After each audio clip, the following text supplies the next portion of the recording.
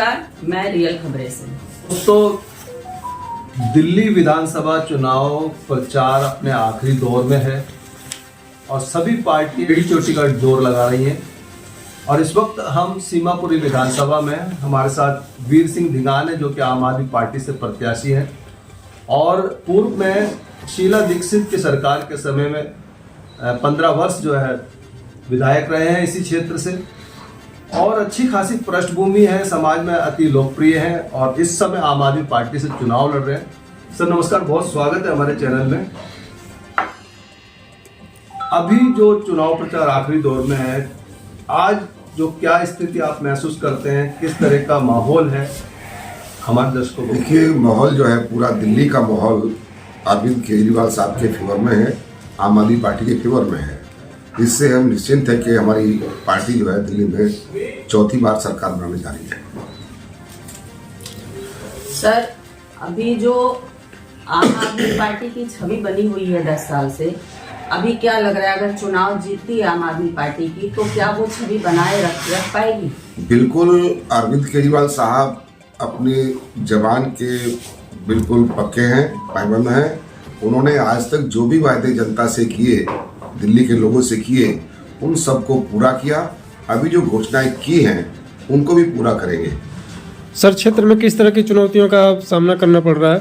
क्षेत्र में मेरे लिए कोई चुनौती नहीं है। मैंने अपने कार्यकाल में पहले भी बड़े अच्छे काम किए, लोगों से बहुत मिला जुलता रहा। मैं पारिवारिक मेरे संबंध है लोगों से यहाँ के सीमापुरी के, और लोग की सिंपैथी मेरे साथ है। 12 साल का जो वनवास मैंने काट के आया, और सभी जानते हैं कि 12 साल बाद तो भगवान राम का भी तिलक हुआ था। इसी तरह से लोग मुझे 12 साल बाद चौथी बार विधानसभा भेज रहे हैं, ये निश्चित हो गया है। सर, अगर विधानसभा में आप चुनाव जीत जाते हैं तो प्राथमिकता के तौर पे क्या काम होगा क्षेत्र में? सर, आप प्राथमिकता के तौर पर तो केजरीवाल साहब की योजना जो चल रही है वो बहुत अपने आप में सफिशिएंट है। मैं समझता हूँ कि स्वास्थ्य पे, शिक्षा पे जिस तरह वो ध्यान दिया है और अपना विकास पे, इतना मेरे साथ पहले कभी नहीं हुआ। मैं जब से दिल्ली में आज़ाद हुए हैं उससे पहले अब तक जो है 62 फ्लाईओवर पेशेंट थे, और अभी केजरीवाल साहब ने लगभग 38 जो है फ्लाईओवर दिल्ली में बनाए हैं। इससे पता चलता है कि 10 साल का 38 का जो मायना है, वो पैमाना है, वो बहुत बड़ा मायने रखता है और विकास की गति दिल्ली में तेज है। धिंगान साहब, ये बताइए, आप 15 साल से लगातार विधायक रहे हैं सीमापुरी विधानसभा से, आपने इतनी बड़ी पार्टी को क्यों छोड़ दिया? सर देखिए, परिस्थिति ऐसी है कि ये मेरा निजी मामला रहा कि मैंने जहाँ सम्मान ना मिले वहाँ पार्टी छोड़ना ही बेहतर विधायक भी रहे हैं है। सर। मैंने जब से मैं विधायक नहीं था, सन 1984 से मैं महर्षि वाल्मीकि जयंती यहाँ पर मनाता रहा हूँ, और हर बार कोई ना कोई कैबिनेट का मंत्री हो या पार्टी के बड़े शीर्ष नेता हो, कोई ना कोई मेरे साथ में आते रहे हैं। इस बार भी मैंने वाल्मीकि जयंती का प्रोग्राम मनाया था और मैंने देवेंद्र यादव जी के पास में मैं 10 आदमी लेके गया अपने समाज के, जो वहाँ पर आपको आना है। लेकिन उन्होंने इस पूरे समाज का ये अपमान किया, ये मेरे से बर्दाश्त नहीं हुआ कि मेरे यहाँ कभी शीला दीक्षित जी बहुत बार आई, यहाँ हमारे केंद्र के, सेंटर के बहुत लोग, बड़े बड़े लोग यहाँ हर एक पार्टी से बिलोंग करते हुए भी लोग यहाँ आए। लेकिन मैं ये समझता हूँ कि इस तरह का अपमान करना वो वाल्मीकि समाज का घोर अपमान है, और वो बिल्कुल अनदेखी कर रहे हैं। संविधान को लेकर घूम रहे हाथ में, लेकिन संविधान का मतलब नहीं समझते। वो गरीब लोगों के, दलितों के साथ नहीं है। इसलिए मेरा दुख प्रकट मैंने किया अपना, और मैंने पार्टी छोड़ने का निर्णय लिया। जहाँ सम्मान ना हो वहाँ पार्टी रहना मुश्किल है। सर, इतने सालों से आप विधानसभा, सीमापुरी विधानसभा से कांग्रेस के प्रत्याशी के रूप में लाडले रहे, तो अभी आप आम आदमी पार्टी में गए हैं, तो क्या जनता का पूरा सपोर्ट मिल रहा है आपको? उससे भी ज्यादा इसलिए मिल रहा है कि लोगों ने, जो पिछला विधायक था जो आज कांग्रेस में काम कर रहा है, अपने राजेश लोटिया के लिए काम कर रहा है, उस विधायक ने इस क्षेत्र में ना तो काम किया ना लोगों से मिला। आज वो अंदर खाने ये भी कहता फिर रहा है कि भाई कांग्रेस आम आदमी छोड़ो और सीधा भाजपा को वोट दो, हमारी बहन जी खड़ी हुई है। वो जातिवाद पे भी काम कर रहा है, अंदर खाते हैं, उसकी भी ये रिपोर्ट मिली हमें। तो ये सब जो है ठीक नहीं हो रहा है। मैं ये समझता हूँ कि उस विधायक की छवि इतनी बढ़िया नहीं थी जितनी हमने पहले से बना रखी थी। लोगों से मिलना जुलना, दुख सुख में लोगों को खड़े रहना और उनके सहयोग करना, उनका काम करना, उनकी सेवा करना, ये मेरा काम पहले रहा। आप देख रहे हैं मैं 3 बार का विधायक हूँ, और इस प्रॉपर्टी के अलावा मेरे पास में दिल्ली में नहीं, दुनिया में कोई प्रॉपर्टी नहीं है। कोई निकाल के दिखा दे तो मैं मान जाऊंगा। लेकिन मैंने तो केवल अपना सेवा करने का प्रण बनाया था और सेवा मैं कर रहा हूँ। सेवा को लोग महत्व देते हैं। यहाँ के लोग इतने बेवफा नहीं हो सकते हैं कहीं भी कि कोई मेरी सेवा को नजरअंदाज करेगा। मैं पूरा जन समर्थन मुझे मिल रहा है और भारी बहुमत से हम यहाँ से जीत के जाएंगे, चाहे यहाँ कांग्रेस के कितने बड़े से बड़े नेता आए। लेकिन जनता ने तय कर दिया, क्योंकि मेरा चुनाव मैं खुद नहीं लड़ रहा हूँ, मेरा चुनाव मेरी जनता यहाँ की जो हमारे भाई हैं, हमारे मतदाता, सम्मानित मतदाता जो हमारे हैं, वो यहाँ का चुनाव मेरा खुद लड़ रहे हैं। सर, भाजपा कहती है फ्री की रेवड़ियाँ बांट रही है दिल्ली सरकार, और भाजपा खुद 2500 रुपये देने का ऐलान भी करे। इसको लेकर हमारे दर्शकों को ये जवाब भी आपने दे दिया, क्वेश्चन भी आपने कर लिया। लेकिन मैं कहना चाहता हूँ कि भारतीय जनता पार्टी के शीर्ष नेताओं को डूब कर मर जाना चाहिए। जिन्हें फ्री की रेवड़ियाँ कहते थे, आज घुटने टेक करके वहीं पर वो आकर खड़े हैं। उन्हें लगा कि भाई अरविंद केजरीवाल को ऐसे नहीं काटा जाएगा। केजरीवाल जनता के दुख दर्द को समझकर, उनकी समस्याओं को समझकर, उनकी परेशानियों को समझकर जो सुविधाएं दे रहा है, उसका कहीं ना कहीं हमें भी मुकाबला करना पड़ेगा। और जिन्हें वो फ्री की रेवड़ी कहते थे, आज वहीं पर आके खड़े होकर 2500 की घोषणा की। लेकिन सवाल ये है कि घोषणा तो होती है, जैसे 15 लाख की घोषणा हुई थी, उसको नहीं दिया। 2 करोड़ नौकरी की घोषणा हुई थी हर साल, उसको कोई नहीं दिया। डॉलर को कम करने की कोशिश हुई थी, उसको नहीं किया। हर पूरे देश में 500 रुपये का सिलेंडर देने की बात हुई थी, उसको नहीं किया। तो बहुत सारी बातें ऐसी हैं जो जनता के फायदे उन्होंने पूरे नहीं किए। महंगाई पे बात क्यों नहीं करते?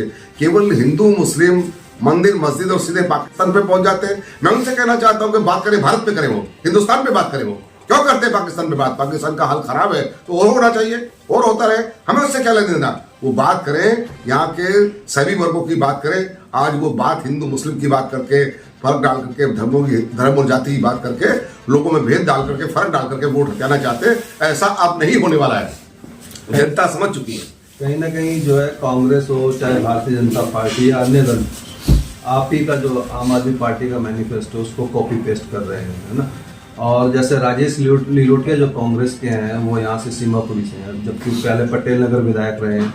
और कहीं ना कहीं दलितों में और मुस्लिम समाज में उनकी पकड़ है, तो कितना उस पर? देखिए, राजेश लिलोटिया जी अपने आप को कहते हैं कि वो राष्ट्रीय नेता हैं। पहले तो मुझे ये बताया जाए कि राष्ट्रीय नेता के रूप में उन्होंने दलित समाज के लिए, माइनॉरिटी के लिए क्या काम किया है, नंबर 1 बात। नंबर 2 बात, जो व्यक्ति अपने क्षेत्र में जहां से वो 30-40 साल पहले से वहीं से रहता है, वहीं पे उसने इलेक्शन लड़ा, वहां जो आदमी 4000 वोट मात्र लेकर आया हो, वो बाहर का कैंडिडेट यहाँ सीमापुरी में कैसे मतदाताओं को कर सकता है, प्रेरित कर सकता है, ये मेरी समझ से बाहर है। राजेश लिलोटिया कभी किसी के दुख सुख में नहीं रहा, किसी के कार्य काम में नहीं आया और किसी के भी काम यहाँ तक आज तक नहीं आया। ऐसे बिहार के व्यक्ति को जो बाहर रहता हो, उसे कैसे वोट दे सकते हैं? वोट की कीमत बहुत बड़ी होती है, ऐसे ही नहीं लुटाई जाती वोट। भारी होने का खामियाजा कांग्रेस को भुगतना पड़ेगा, लिलोटिया को भुगतना पड़ेगा। और जो आम आदमी पार्टी के, चाहे वो पूर्व मुख्यमंत्री रहे हो या अन्य मंत्री रहे हो, जेलों में रहे हो, उसका एक बहुत बुरा असर जनता पर रहा है, जिसको भारतीय जनता पार्टी या अन्य पार्टियां भुनाने की पूरी कोशिश कर रही है। देखिए, वो षड्यंत्र था। मैं ये जानना चाहता हूं, जब अरविंद केजरीवाल साहब को जमानत मिली, उस टाइम पे कोर्ट ने फटकार लगाई भाजपा को, सेंट्रल गवर्नमेंट को फटकार लगाई। क्यों लगाई? कि उनके खिलाफ न तो कोई रिकवरी हुई, न कोई सबूत ऐसे तथ्य मिले।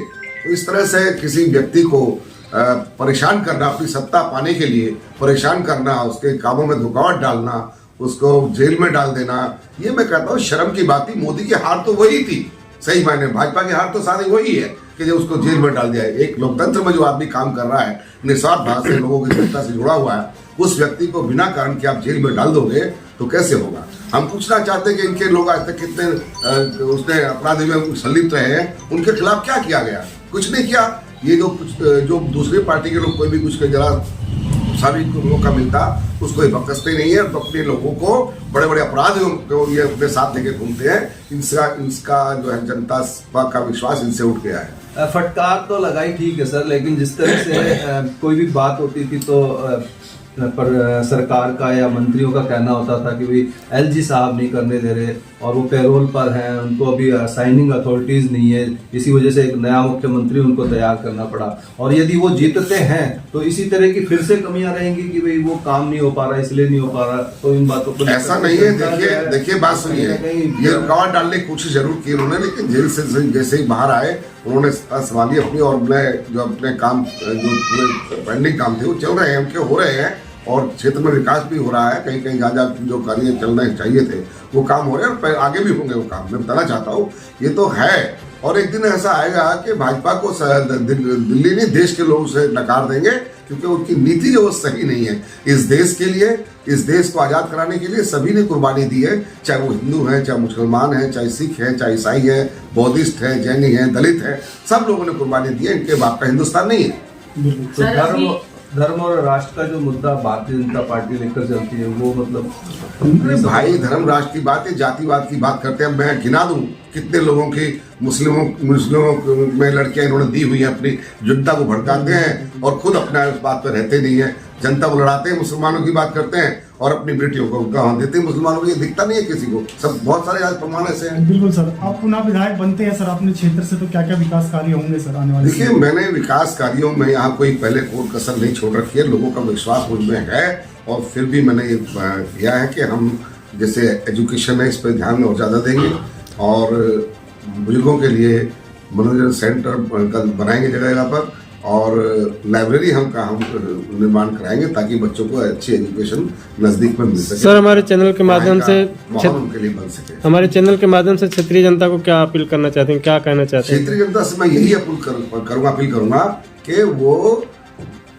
पार्टी पॉलिटिक्स पे कम ध्यान दें, काम किया जिन लोगों ने उस पर ज्यादा ध्यान दें।